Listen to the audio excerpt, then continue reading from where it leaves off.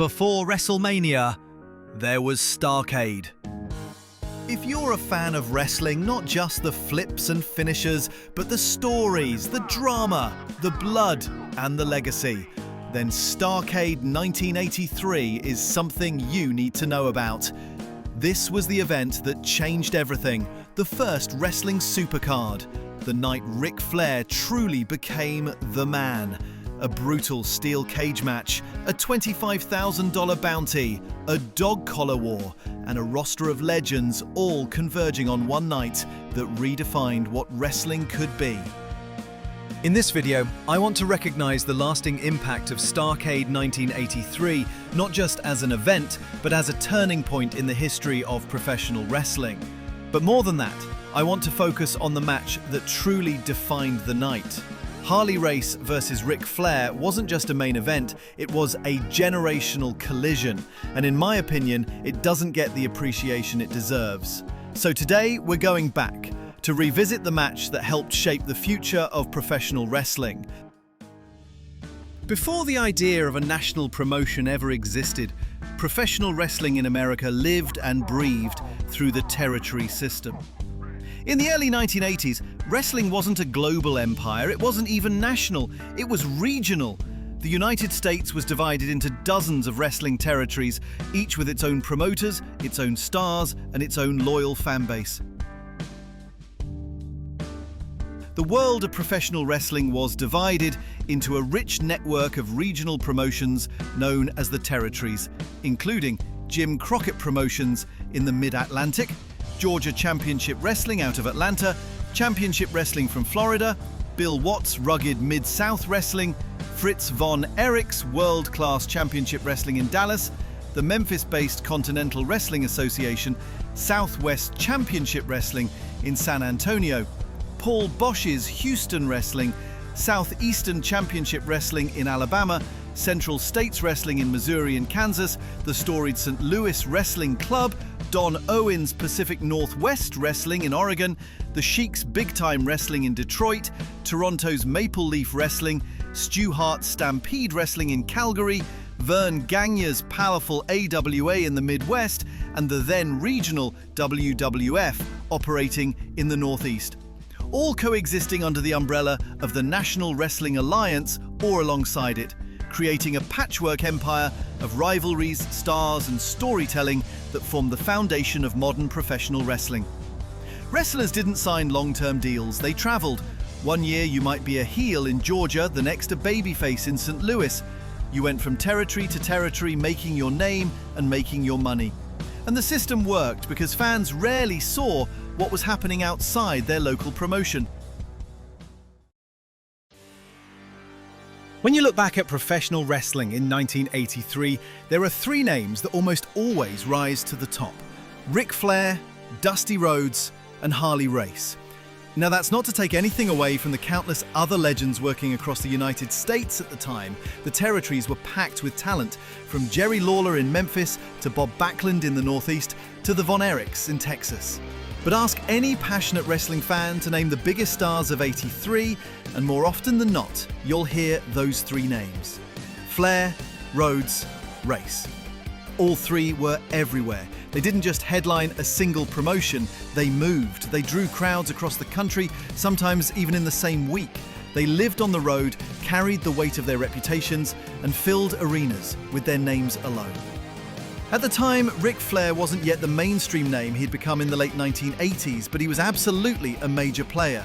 He was charismatic, already a former world champion, and every bit a top draw.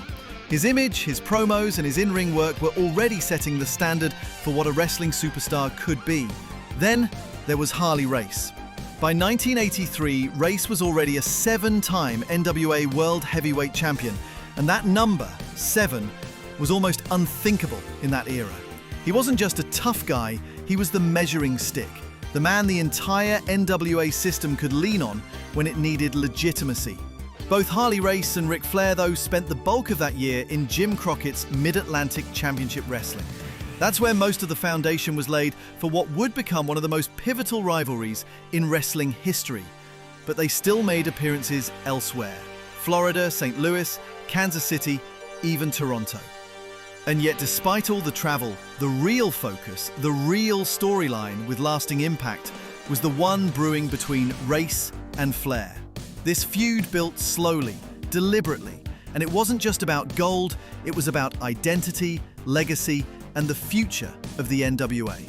And in my opinion, this rivalry is criminally underrated. It may not have had the blood and chaos of Memphis or the soap opera angles of the 90s, but Flair versus Race in 1983 was storytelling at its finest, a feud that quietly changed the business. It was, without a doubt, a passing of the torch, and it happened right in front of our eyes, whether we realized it at the time or not. Because when Ric Flair finally dethroned Harley Race at Starrcade '83, it didn't just make him champion, it made him the man. And it signaled a shift in pro wrestling that would define the next decade. Ric Flair and Harley Race had been in the ring together many times before 1983. They'd crossed paths in territories across the country, respected rivals with a long track record. But the heat that fueled their most iconic feud, that initial build-up to Starrcade, started on June 10th, 1983, in St. Louis, Missouri. That night, in one of wrestling's most historic cities, Harley Race defeated Ric Flair to reclaim the NWA World Heavyweight Championship for the 7th time, a record that, at the time, felt almost untouchable. Flair entered the match as champion, riding high as one of the brightest stars in the NWA. But Race, grizzled, calculated, and battle-tested, showed the world he wasn't finished just yet. And that victory? It wasn't just another title win for Harley. It was the catalyst, the spark that reignited their rivalry and shifted the focus for the rest of the year. This wasn't a one-off encounter. This was the setup for something bigger. Flair, now chasing the title again, was cast into the perfect role. The defiant babyface trying to topple a seemingly unbeatable veteran. Race embraced the role of champion with no intention of stepping aside. At this point in time, Starrcade hadn't even been announced. There was no cage match on the calendar, but fans knew this wasn't over. This was just the beginning. The chemistry was too strong. The story was too good. And the tension? It was rising week by week. June 10th, 1983 wasn't just a title change, it was a turning point. It set the tone for the Flair versus Race feud that would define the year and eventually set the stage for one of the most important matches in wrestling history at Starrcade '83.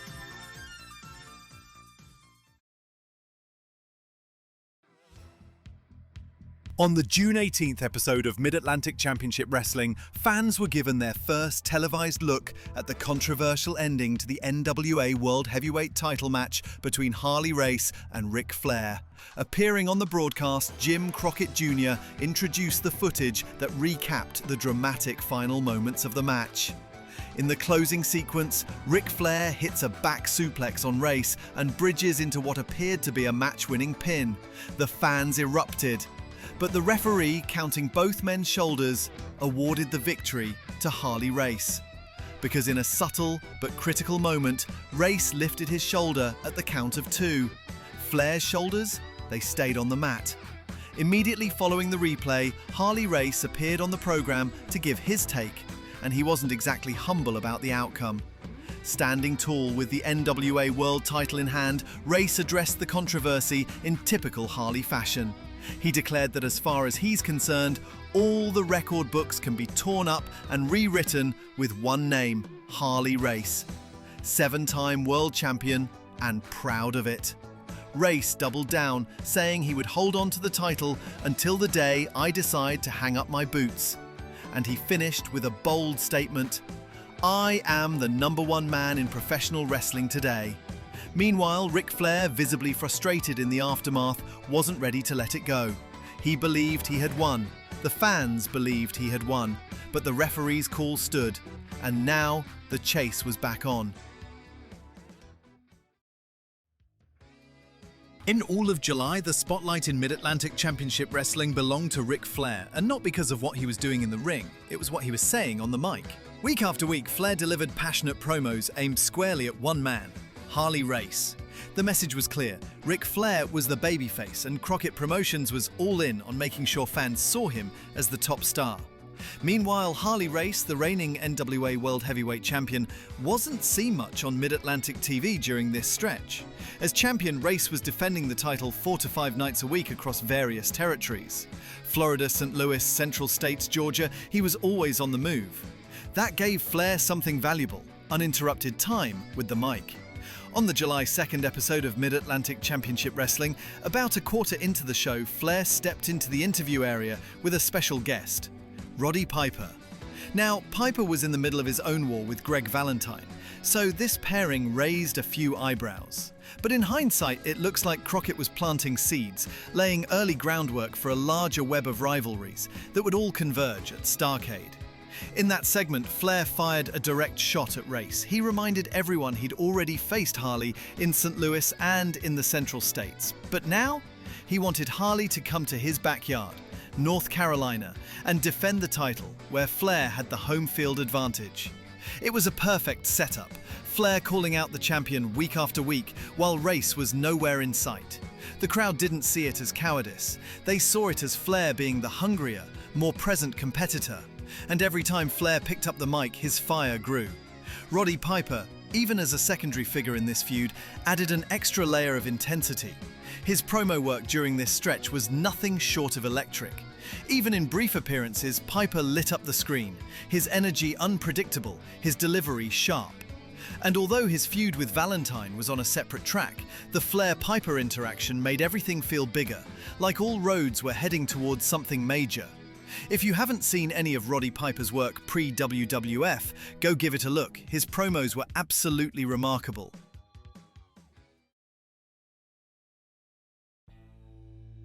As NWA World Heavyweight Champion, Race was traveling across the country. He'd seen the interviews, he'd heard the challenges, and by the end of July, he'd had enough. On the July 30th, 1983 broadcast of Mid-Atlantic Championship Wrestling, Harley Race finally returned to television. And he didn't come back to shake hands. He came back with a message, one that instantly escalated the feud.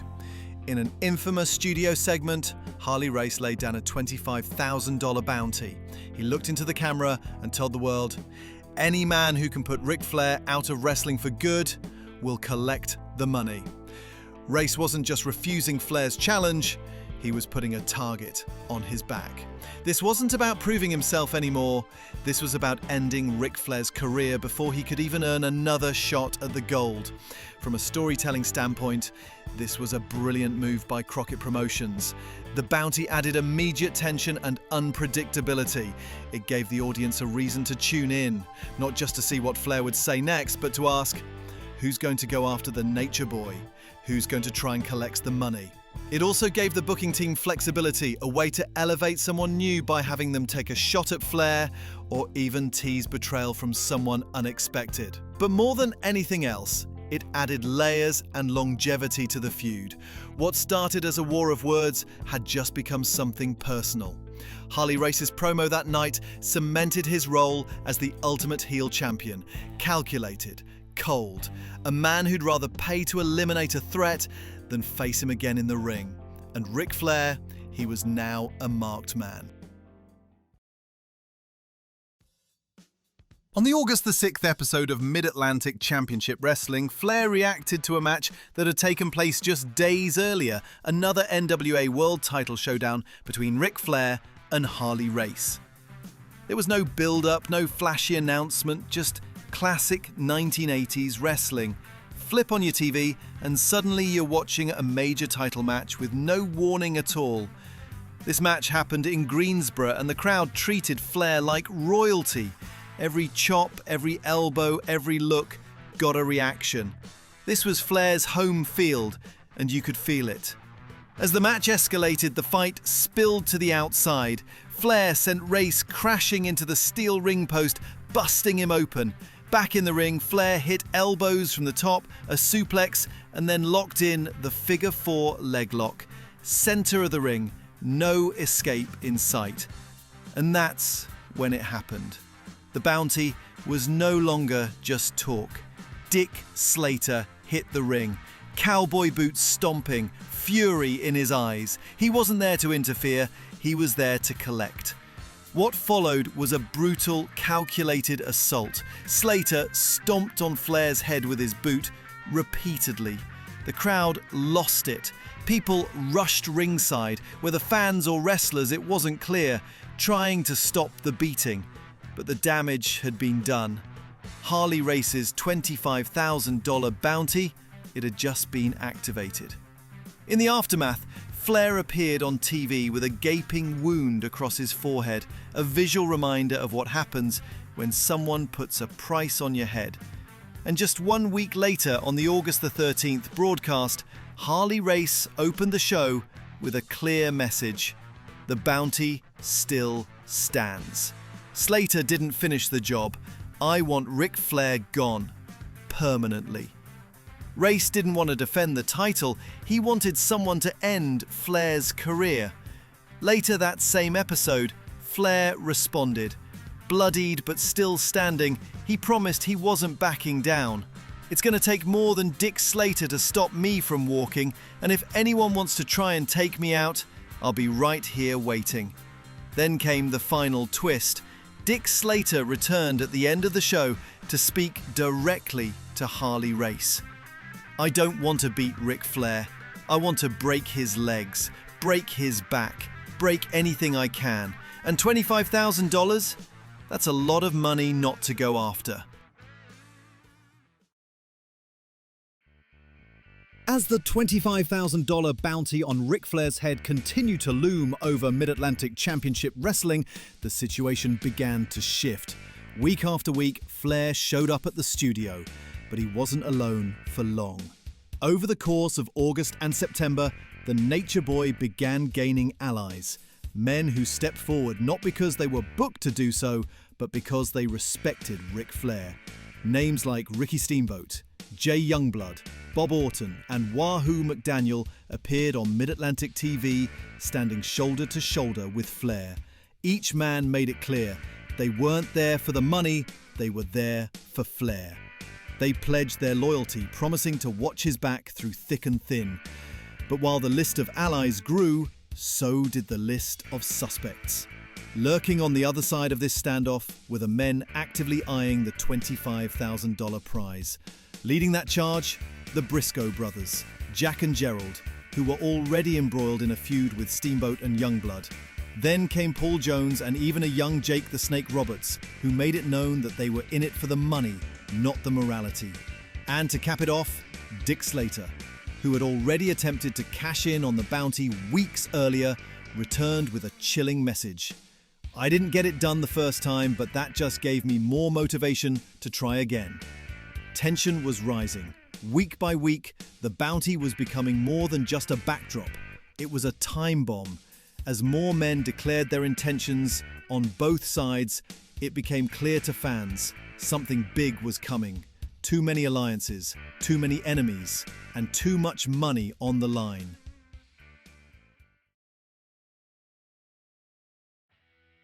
On September 10th, fans tune into Mid-Atlantic Championship Wrestling and yet again, another unadvertised NWA World Heavyweight Championship match broadcast straight from the studio. This is the first time we see Harley Race in the Mid-Atlantic studio for a few weeks, and when the NWA champion finally walked through the curtain, he was showered with boos.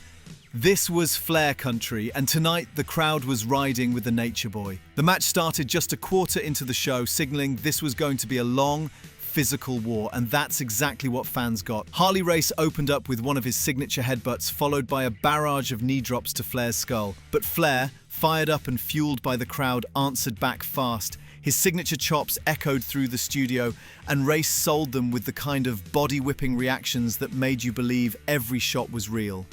The match picked up and slowed down like a perfect rhythm. Race cut off Flair's fire with a low blow, ironic, considering it's usually Flair handing those out, and went for a pile driver. But Flair flipped him over with a back body drop, and the crowd exploded. Flair followed with an abdominal stretch, but Race escaped and dragged things back to a grinding halt. These two knew each other inside out, and it showed. Momentum seesawed, neither man could take full control. Flair then launched Race into the steel ring post, damaging the champ's shoulder, and just like clockwork, Flair went to work torquing that arm and softening Race up. The pace quickened again, headbutts from Race, chops from Flair. Flair locked in a sleeper and the studio came unglued. But once again, Race's desperation surfaced, raking Flair's eyes to break free. Then came a classic Flair moment, being backdropped off the top rope. Race stayed in control, hitting another pair of punishing headbutts. They spilled to the outside. There, Race tried to plant Flair with a pile driver on the concrete, but Flair countered and flipped Race hard onto the floor, drawing a gasp from the crowd. Flair refused to let Race back in easily. Back inside, he teased the figure four, but Race narrowly escaped. Flair adjusted, this time turning Race over in a Boston Crab. But once again, Race survived and blasted Flair with another headbutt. They went outside again. This time, Race looked to land his devastating falling headbutt, but Flair moved at the last second, and Race smashed his head on the concrete. At this point, it felt like Race couldn't buy a clean connection with one of those falling headbutts. Back in the ring, Flair unloaded, rapid strikes, fists flying. Surprisingly, there was still no blood, but the intensity was peaking. Race missed yet another flying headbutt, this time off the middle rope. Flair locked in the figure four leg lock. Dick Slater stormed the ring, trying once again to claim the $25,000 bounty on Ric Flair. Flair fended him off.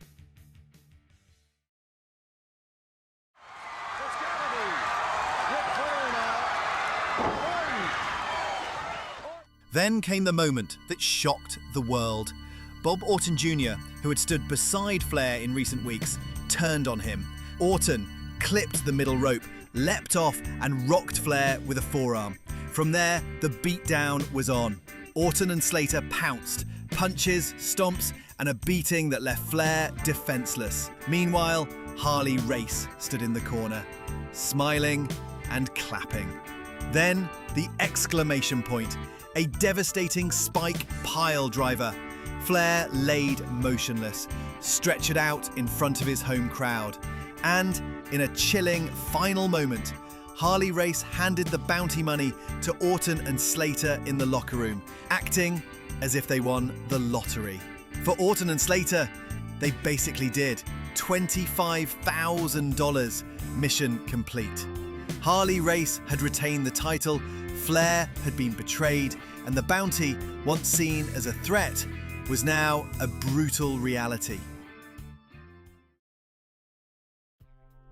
The week after the bounty was collected by Bob Orton and Dick Slater, Mid-Atlantic doesn't waste any time. They open the broadcast with a surprise appearance from NWA President Bob Geigel, and he's got news. Geigel announces that both Orton and Slater have been fined $5,000 each for their brutal attack on Ric Flair. Now, $5,000 each? Looks like Geigel might have gotten himself a little slice of that bounty money too. Just saying. Then it's time to hear from the man of the hour, Bob Orton. Mid-Atlantic commentator Bob Caudle brings Orton in for an interview and doesn't pull any punches. He tells Orton flat out that fans are shocked that he'd turn on Flair like that, end a man's career, all for the bounty. But Orton, he doesn't flinch. Orton fires right back, calling himself a businessman, a genius even. He brags about how he manipulated Flair, played him like a fiddle, made him believe they were friends, allies, all while planning the ambush.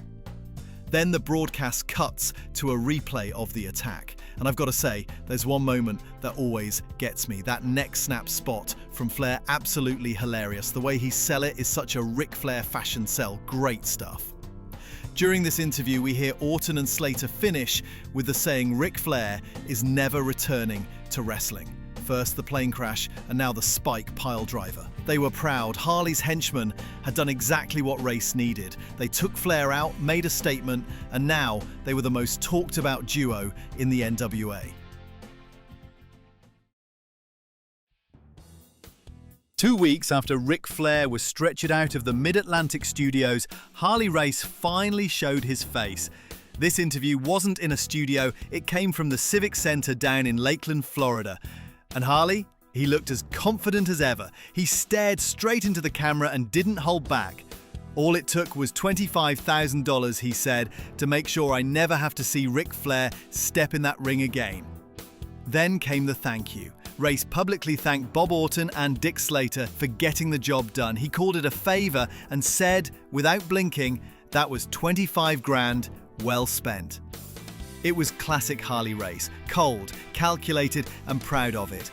Now fast forward to October 1st, Mid-Atlantic Wrestling opens the show with something we're not used to seeing: a quiet living room, a neck brace, and Ric Flair sitting in a chair at home.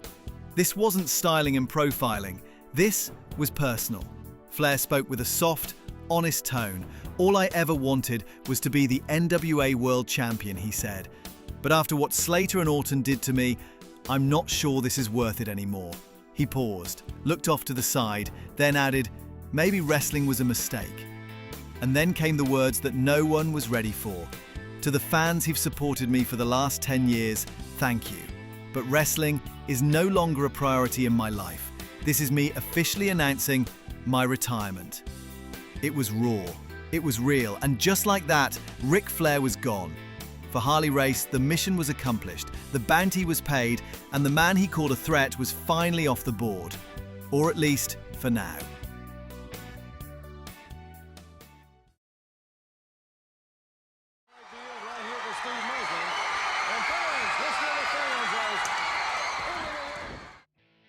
Ric Flair opened the broadcast at home, neck brace on, calm tone, announced his retirement. It felt like a done deal. Slater and Orton had ended the career of the Nature Boy. Or so we thought. Because about 30 minutes later, the mood in that Mid-Atlantic studio changed in a hurry. Bob Orton and Dick Slater were in the middle of a tag team match, nothing out of the ordinary. And then you hear it. A subtle rumble from the crowd, growing louder and louder. And suddenly Ric Flair appears. No music, no warning, just Flair marching down the aisle with a baseball bat in hand. And I don't mean casually walking either. This man was storming the ring like he just came out of a Rocky training montage. Slater and Orton, they took one look and bolted for the exits. Now keep in mind, this was just minutes after Flair said he was done with wrestling. As a viewer, especially watching this storyline unfold week to week, this moment hits different. It's raw, it's real. It goosebumps you if you're even halfway a wrestling fan. The crowd absolutely lost it. Flair didn't just walk back into the studio. He lit the whole place on fire. And then came the promo. Flair grabs the mic, rips off the neck brace, rips off the shirt, and stares straight into the camera. "Orton, Slater, Race, you must be out of your mind if you think you're going to run the Nature Boy out of professional wrestling."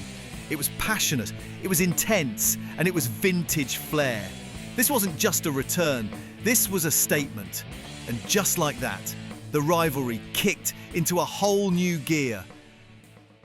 "You gotta face Ric Flair one more time!"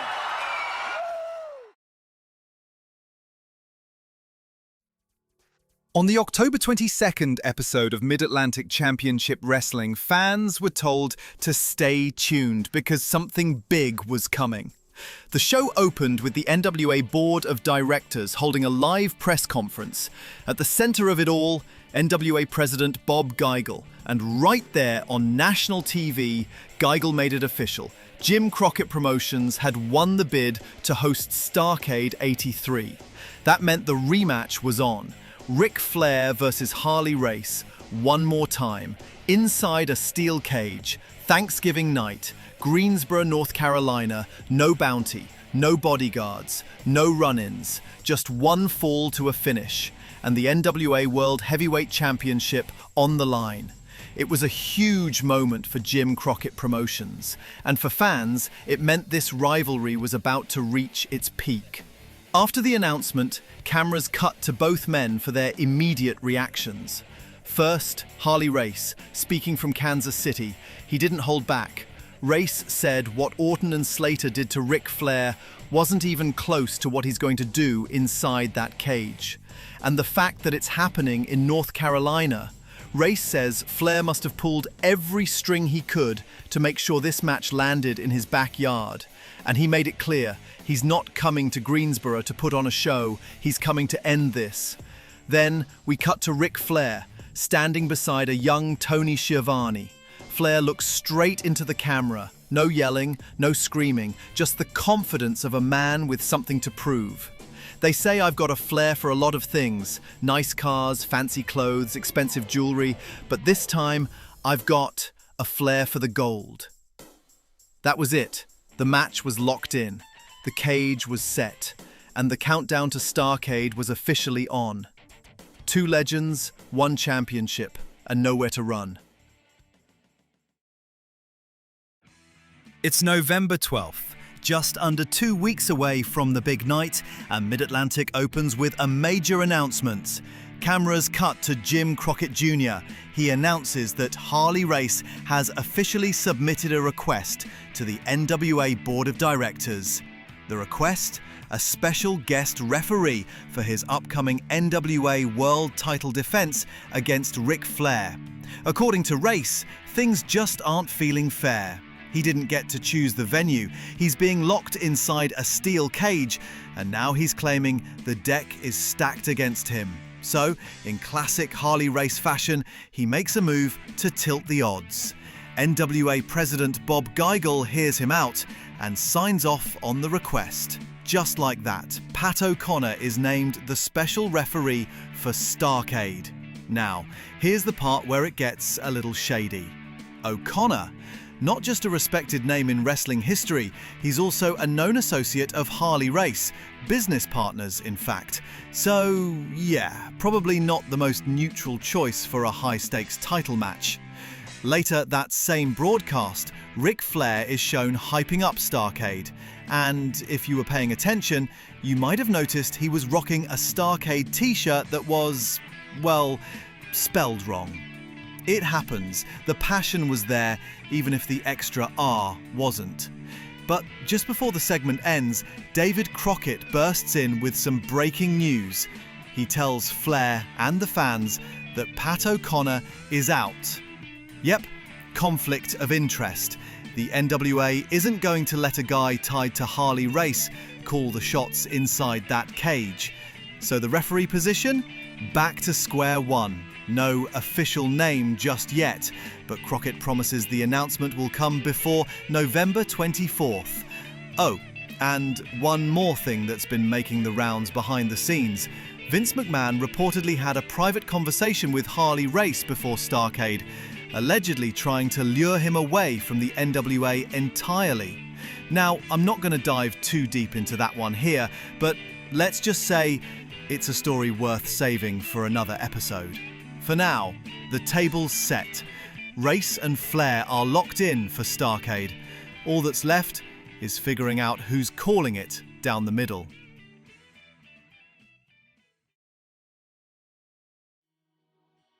We're finally here, Greensboro, North Carolina, a sold-out crowd of 15,000. Months of tension, betrayal, and build-up, all coming to a head tonight. Throughout the evening, we see interviews from both camps. Harley Race, along with Bob Orton and Dick Slater, delivers his usual dose of confidence. Cool, collected, and ruthless. Meanwhile, Ric Flair is joined by Ricky Steamboat and Jay Youngblood, hyping up this career-defining moment. The NWA even gives some camera time to the American Dream himself, Dusty Rhodes, who wastes no time declaring that whoever walks out NWA champion tonight, he's calling next. And then it's main event time. The national anthem is played, the crowd's already electric, and out walks Ric Flair, draped in Tar Heel blue. Greensboro absolutely explodes. The roof could have come off that place.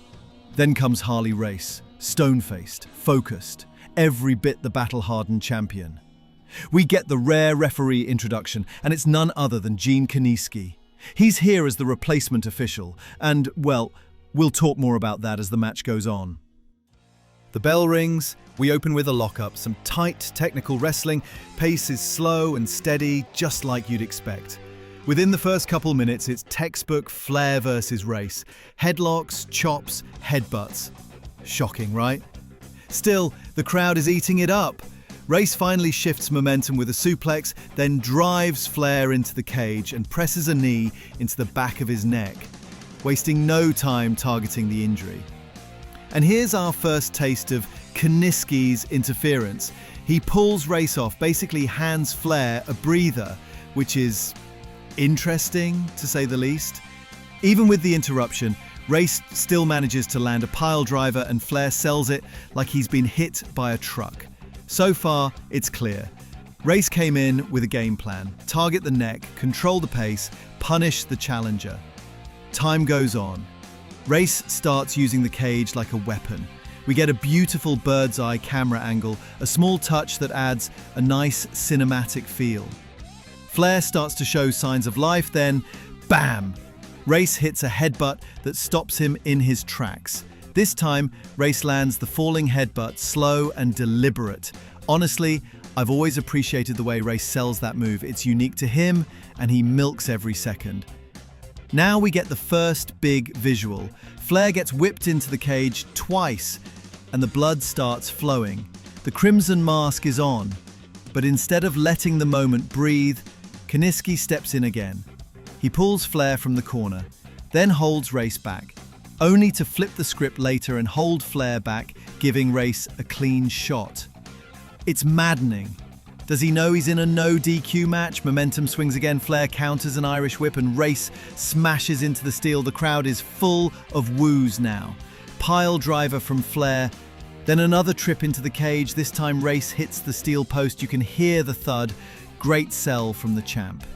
Race battles back with another headbutt, but Flair pops up like it's nothing, fueled by adrenaline and blood. Then Kiniski once again grabs Flair's arm mid-strike. You can visibly see Flair getting more annoyed by the second. Then comes the flurry. Flair unloads rapid-fire punches straight to the gash on Race's forehead. It's intense. It's the Nature Boy on a mission. Suddenly, figure four leg lock. The crowd erupts. Race grits his teeth and rolls it over. Huge turning point. Race manages to regain control, takes Flair back down and lands a diving headbutt. This time he goes for the pin, but Flair powers out at 2. Bloodied, exhausted, but not finished. Now things slow down again. Race tries to choke Flair against the cage, but Kiniski yanks him off by the hair. Not even kidding. It's been a long, physical match. You can tell both guys are near empty. And then Race headbutts the referee. Kiniski is out cold. Flair senses an opening. He heads up top and connects with a flying crossbody. 1, 2, 3. Slow count and all. It's enough. Ric Flair has done it. He's beaten Harley Race. He's finally the NWA World Heavyweight Champion. The crowd is going insane. Flair is bloodied, exhausted, but standing tall. Now, was it the cleanest finish? No, not exactly. Kiniski's involvement didn't help, and the pacing dipped a bit in spots. But this wasn't just about the match. It was about the story. 5 months of build-up, betrayal, and redemption.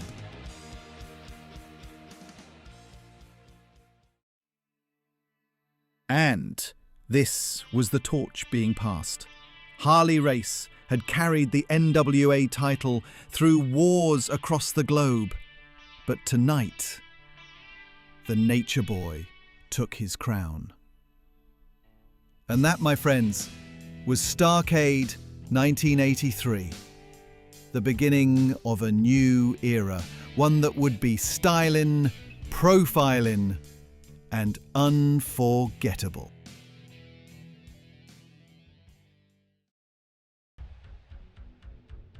Thanks for watching, and if you made it this far, hey, I appreciate you. If there's a classic match, a rivalry, or a moment from wrestling history you want me to cover, drop it in the comments. Until then, I'll catch you on the next one.